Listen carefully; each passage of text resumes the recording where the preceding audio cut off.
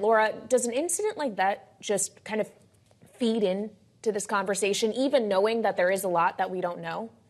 I'm not certain that Congress is going to suddenly pick up a call for a border wall with Canada going forward because of this. But it really does raise questions and gives fodder, particularly to those who want to say, hey, we need a lot more border security. Say, look, if this can happen on the Canadian border, imagine what can happen on the U.S.-Mexico border.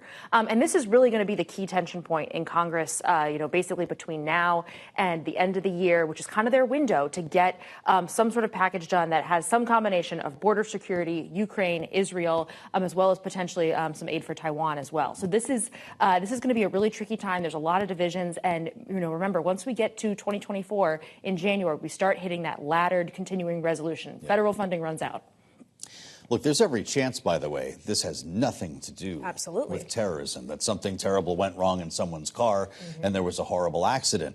That could go all the way to a potential attempted terror attack, as at least one news network was reporting earlier today, not Bloomberg.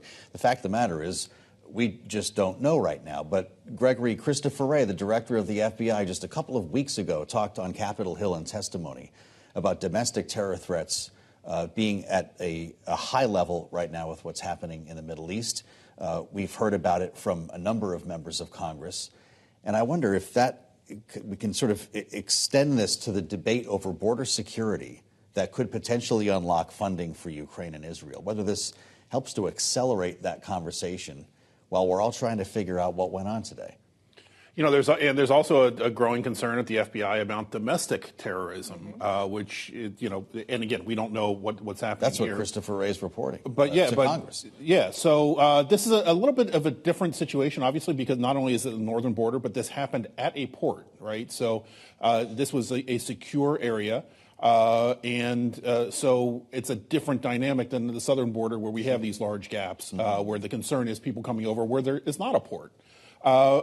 Certainly, it's all in the mix. And as you point out, this is all tied together, because what President Biden is seeking is some kind of a supplemental spending bill that would include funding for Israel, some humanitarian relief for Hamas, for the war in Ukraine, but also throwing in border security and hoping that will bring in enough Republican votes to move the conversation forward.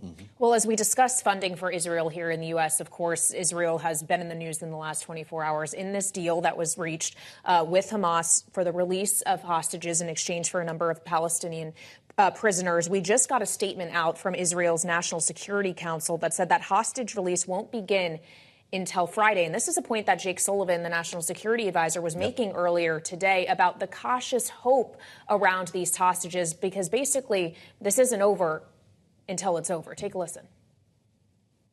You can never have full confidence until you actually see hostages back in the arms of their families. But I am very hopeful that there will be a pause.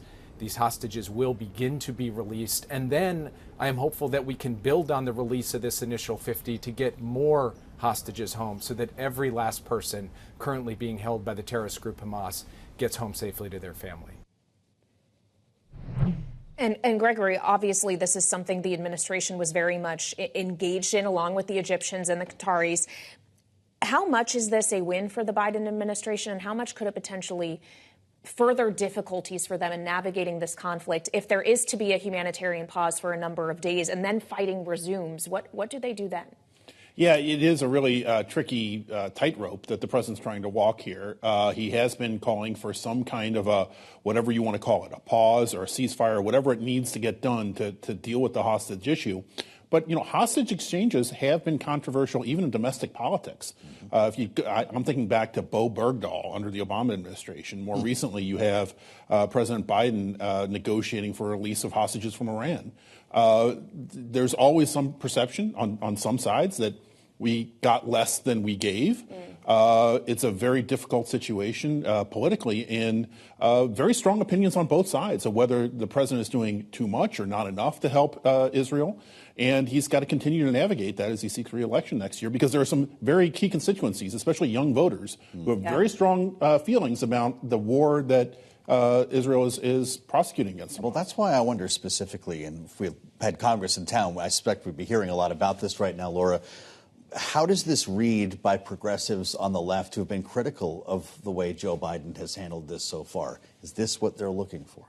They certainly want to see a cessation of fighting. So even a 4-day break is better than nothing. This deal also includes the potential for an extension that would include some more hostage that are currently in Gaza coming back to Israel. So that is likely to be read well.